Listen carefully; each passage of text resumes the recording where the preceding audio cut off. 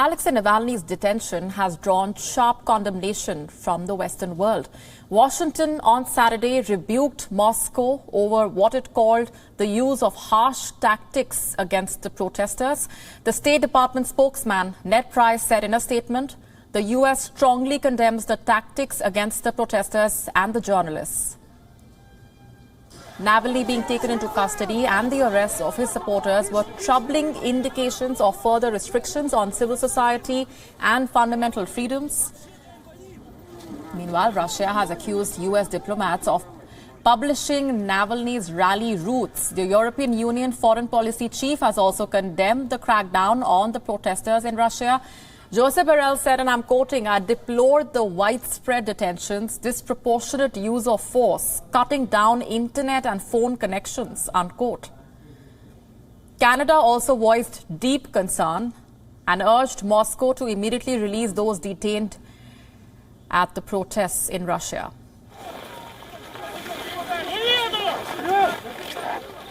In New York, a group of protesters came out in solidarity with the counterparts in Russia. The protesters gathered outside the Russian consulate in New York City's Upper East Side. Putin changed the constitution, and you can't really have any kind of public protest in Russia anymore. So millions of people out in the streets in Russia right now, and hundreds getting arrested just for, pretty much protesting and speaking up their opinion about Putin. And they obviously want him out. So think about it, like you want Trump out of the office, people can't do anything to get Putin out of the office. And pretty much there's no human rights. Putin is not a president, he's a mafia guy. France, meanwhile, condemned the mass arrests of the demonstrators, saying that it was an intolerable affront to the rule of law. France's foreign minister, in fact, said that while the protests across Russia were impressive, the arrests were worrying. In Paris, protests were held in support of Alexei Navalny as well. The crowd held up posters demanding the Russian leader's release. Je trouve cette dérive autoritaire très inquiétante. Je trouve que la remise en cause de l'état de droit par ces arrestations-là, collectives et préventives, est insupportable. Je trouve aussi que le succès des manifestations au pluriel sur l'ensemble du territoire russe est impressionnant. In Germany, protesters gathered in central Berlin, joining their counterparts in dozens of cities. Demonstrators marched from the German Chancellor's office to the Russian embassy.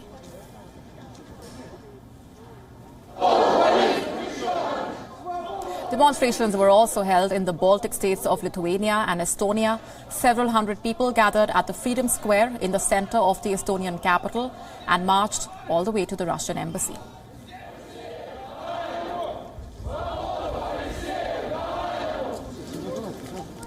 Fred Weir is now joining us from Moscow to help us better understand what is unfolding at the moment in Russia. Thanks very much, Fred. What is your assessment of these protests and the unprecedented scale at which they are being organized?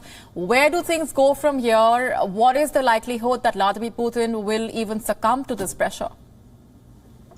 I don't think it's unprecedented. We've had cycles of protest in Russia, which have been bigger. For instance, 2011, 2012 was a huge upsurge. But this is serious. I walk a fine line in analyzing it, because I don't think it is at this point a serious threat to the Kremlin. But the Kremlin is very much the author of all of this. I mean, there are various reasons for discontent in Russia. Nothing has reached a boiling point, but there are a lot of social problems, economic problems, and the Navalny business, the poisoning of Navalny, and his return last week have brought things to a head. He has quite a lot of very, very devoted followers.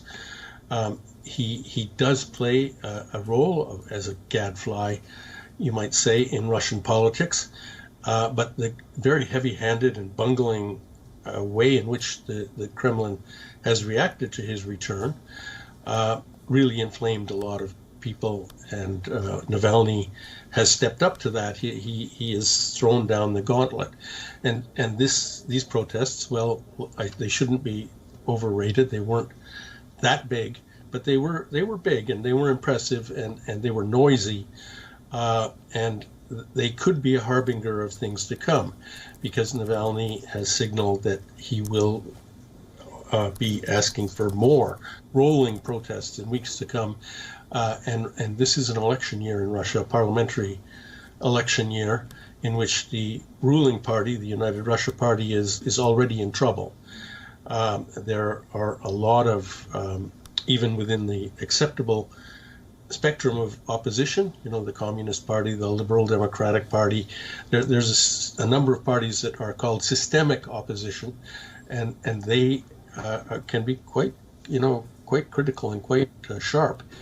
And Navalny has actually played a role in getting people to vote against United Russia by choosing candidates in various places, a communist, maybe a liberal Democrat, nationalist, and get people to focus on getting that person elected, and it's been very successful.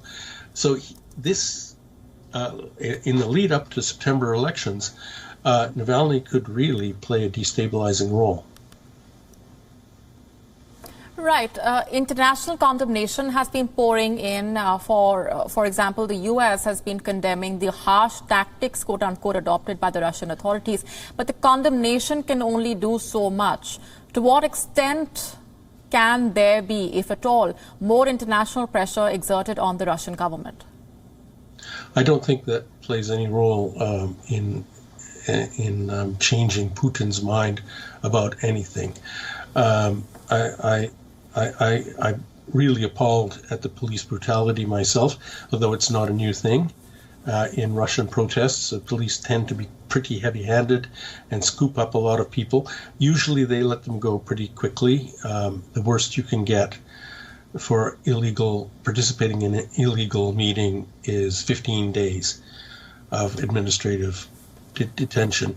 But it's still, it's appalling. I just listened to some of those condemnations, like from the French leader or the Americans, and there's a great deal of hypocrisy that goes into these statements. I think that you see the Russian foreign ministry firing back in similarly hypocritical and inflamed language, but that's a sideshow. What's happening in Russia is about Russia and about the changing nature of Russian politics in this 20th year of Vladimir Putin. Fred, we appreciate very much for joining us on the broadcast with those perspectives. WION now available in your country. Download the app now. Get all the news on the move.